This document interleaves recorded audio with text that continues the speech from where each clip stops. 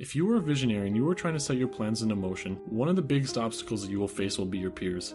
Along the way to realizing your vision, you will find a lot of people that just don't see things the way that you see them, or they won't have the sort of foresight that you have. Sometimes this is good, sometimes it's bad. Regardless, it is of the utmost importance for a leader to be able to know how to get people to say yes.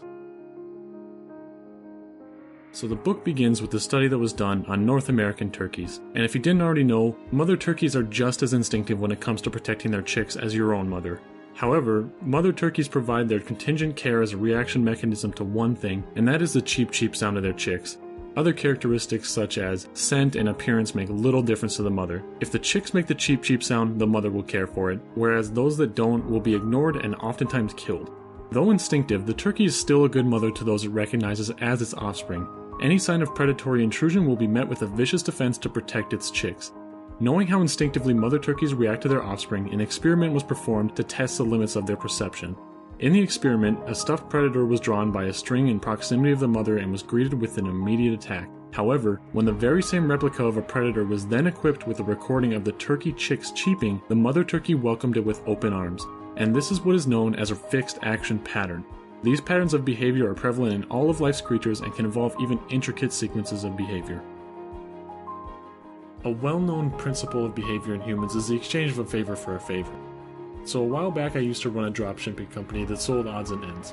I remember one time when I was first getting started, the orders were going through the roof, and the money that I had budgeted for the project was not sufficient enough to meet the demand. At the same time, all the return that I was making off of my sales was being withheld by PayPal. In that moment, I went through a minor panic. What am I going to do? How am I going to satisfy these customers? Eventually, I decided to explain to my dropshipper the situation and see if we couldn't work something out. In the end, they credited me the merchandise that I needed to fill those orders. However, if I had not given him a reason to just say, hey, I don't have the money to pay you, but will you still ship these orders for me? They would have told me to get lost. So the first lesson is that whenever asking for a favor, always provide a reason.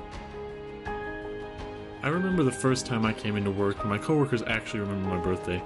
I was so used to working crappy jobs where the culture was that of indifference that this simple act of kindness had a profound effect on me. I felt valued as a person and valued as an employee. As a result, I took it upon myself to always remember the birthdays of my coworkers so that they can experience the very same appreciation that I felt. When you make people feel like you did them a service, they are inclined to reciprocate. Currently, I am a junior in college, and since the time that I left my parents' house 3 years ago, I can truly say that I haven't watched TV since. And it's not because I've been so thoroughly engaged in my studies that I haven't had the time. Even in my current house with my 4 roommates, none of us want to get a cable package. But I mean, why would we? It seems like all TV programming consists of nowadays are generic sitcoms, bickering news anchors, and reality TV all rife with petty artificial drama and relentless commercial interruption. Yet, even with this utter lack of substance, you still hear some people say things like, TV will always be around. And if you're like me, you're probably trying to figure out why someone would think something like that. The answer is that people experience internal and external pressure to stay consistent and committed. Even though the television is a dated medium, some people still believe it wise to stick with their sunk costs than to cut the cord. Even when you're watching TV, satellite companies such as Dish and DirecTV will barrage you with ads trying to convince you that they're still relevant. They aren't. Of the 7 ways of achieving compliance, perhaps the most effective way is by controlling the zeitgeist. So, back in June of 2007, societal norms underwent a dramatic shift. Enter the iPhone. Since its release, the iPhone completely turned around the fate of the former niche computer manufacturer and established it as a new status quo. And the momentum has only continued to the present day. With the release of iPhone 6, Apple's share price has surged more than 18% since its reported fourth quarter results, up nearly 50% year to date. With Apple setting the standard for technological devices, it's no wonder they're able to sell more MacBooks. The power of controlling the zeitgeist means that Apple can even successfully market their highly impractical smartwatch. Another thing about controlling the zeitgeist is that people have to like you in order to give you that power.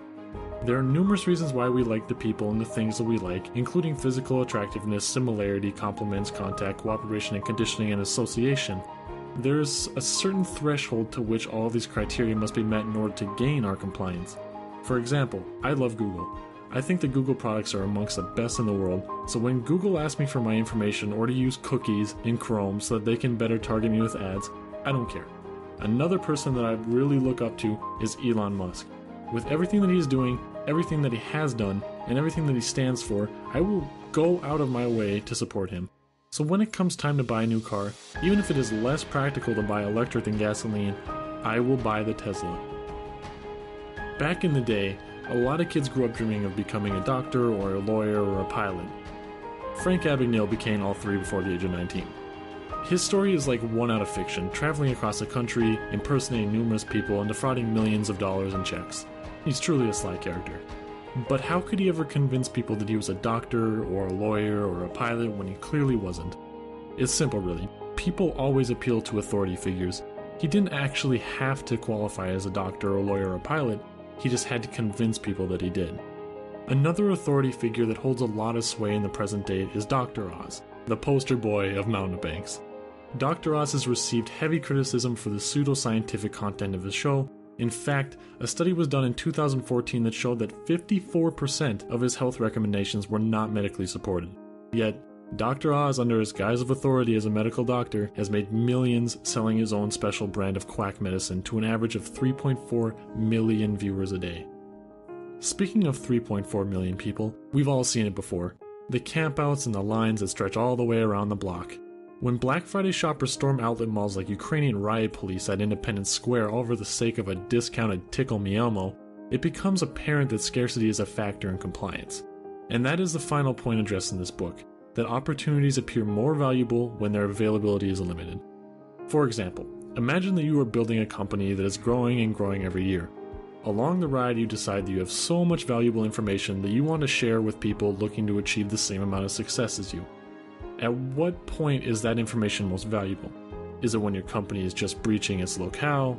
Or is it when you become a national brand? Suddenly the answer becomes obvious.